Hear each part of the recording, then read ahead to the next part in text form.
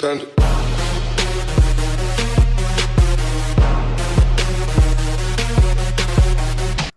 What's going on, guys? It's your boy Biggie Wills, and today we're going to be talking about, I'm going to be doing a guide on the two runes that people are struggling on. The Luminous Runes and the Shadow Runes are probably the most hardest things we've ever had in global Grand Summoners, just because of Eni's specific units, and the specific units in the dark side Morley it's going to be harder, even though we got 3 units for free which are dark side.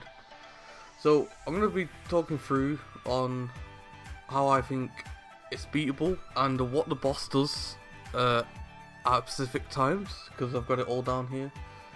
It does something that, like, it has secret things that people are like confused about. So we're going to go through the Luminous Runes. So we're going to talk about his arts attack. Arts does a damage in a line, like the guy with the bow and arrow, the beast, and inflicts blind on all enemies. I would try and bring, like, I would bring blind resistance if you can, or something that can cure blind, because he's going to be doing this like, what, 4 times within the battle, 5 maybe. So what I've got here at 15% HP, he summons 2 monsters which are Dark Frayed. These are the only monsters you have to worry about, because Dark Frayed can inflict disease, which is the amount of heal you gain is decreased by 5, like divisible by 5, which is a lot. I would say just try and kill him quickly as possible. This is at 15% HP. At 35% HP, he summons 2 more monsters which are model SX602. They're not that good. They're dark machine, not a hard monster to kill. At 50% HP, he summons 2 more monsters, which are Fafners, which are little dragons that you have. So bringing Rohida or Rain might be alright for that. But all the enemies are just not that good, to be honest. It's more of the dark side that the enemies are really, you struggle to fight against. At 7% HP, summons 3 monsters, which are Leafstone Dormals, which are, again, they're easy. Like, nothing to worry about. The only thing you have to worry about is when he gets to 15, when he loses 15% HP, and when he loses 90% HP, it does massive damage to all enemies. You can easily block this or heal it out.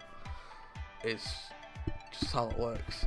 And for the secret of both bosses, every 3rd art activated, all allies receive the Curse debuff. So Curse is a debuff which I hate. I clearly absolutely hate this. Is you're unable to use any items on any of your heroes, so you've got to time your 3rd art's ability, like when you want it to, and have an item that cures a curse if you can. The best person that I've found to use this on is Rohida or Rain, because they don't get hit by the debuff if they use their arts, because they're not in that scene. Suggested teams, for a free to-play team, I would bring Reyes, Rohida, Iris, and Eden, because currently Eden and Rohida are available in Rookie Rock, so that's what I say you can bring. But how I completed it, I brung Rayan, Rohida, Duran, and Eden's alright, but Eden isn't going to get you a fast enough time. And if you do complete all this, the reward is obviously the dark side item, so it helps you with the dark side dungeon for the light side item. Okay, we're going to move on to the Shadow Runes, which is the hardest one, and there's a few tricks that you can do this with. So I'm going to talk about the arts first. So the arts in the line is the same as the beast's arts, and inflicts paralysis on all enemies, which I find annoying. And on phase 2 out of 3, there's an angel called Fail. If you leave it too long and you don't kill him quick enough, it can do massive damage to your enemies with his arts. So it's like it does about 30 or 40% of your allies' HP. So you gotta kill him quickly. Now onto the secret skill that he has. So every 3rd art ability that you activate, all allies are fainted.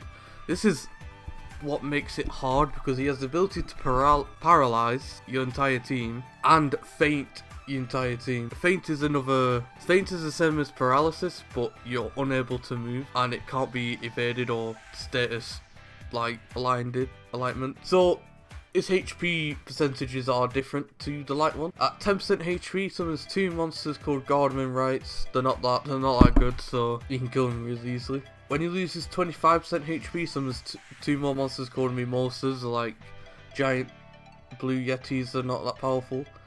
50% HP, summons 2 monsters, Fail Lords of the Hunt, which is the scary ones.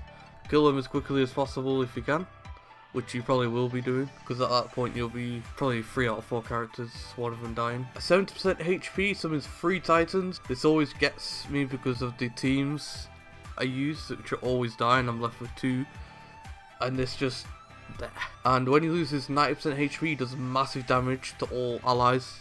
This damage, he does more damage than the light one, which I don't understand really. For a free-to-play team, I would use, if you've not already done this event, Grad, Genos, Boros, and the new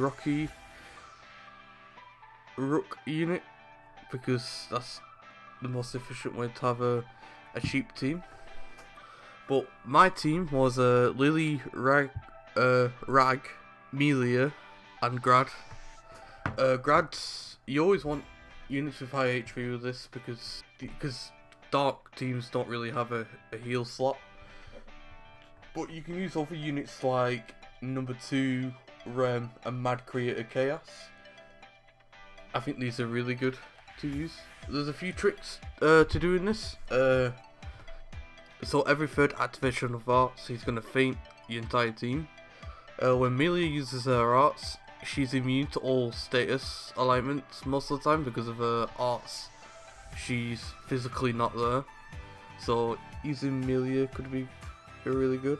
You could also use Rag as also another good one, because with Rag you can, when he uses his arts, you can put the boss into the air, and then as soon as the boss is like midway through the air, you can use the 3rd arts to trigger his ability, and no one will get fainted because no one's in that line of direction to get fainted. So that's another good way to do it. We're going to be talking about the items. The items, in my opinion, I said last video, were underwhelming, and now what I'm saying now, they're bloody brilliant. Especially both of them. The dot one ignores 50% defense of the enemy for 8 seconds for all dark allies, and increases the stats by 20%, which is HP, attack, and defense, which really does help in the dark dungeon. I suggest using that. And the light one is like really powerful. Like, it's the same as the dot one, but it does a bit less damage, but heals all light units for 20 seconds for 200 each, which is 4,000, which is the same heal as Valhalla arts ability.